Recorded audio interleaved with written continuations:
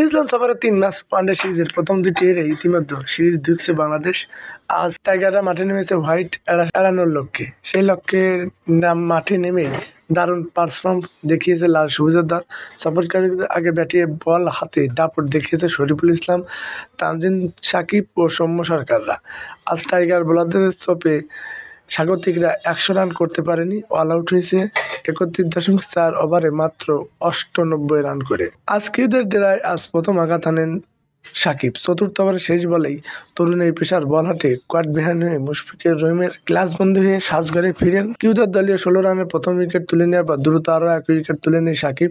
অষ্টম ওভারে তার বলে ক্যাচ তুলে নিয়ে শান্তর হাতে পরিণত হয়ে সাজঘরে ফেরেন হেনরি। ১৬.৩ ওভারের সময় কিউ অধিনায়ক টম ল্যাটনে বোল করে টাইগার পেসার। এরপর কিউদের স্কোরবোর্ডে আরও ৩ রান যোগ হতেই ফের আঘাত হানে শরীফুল।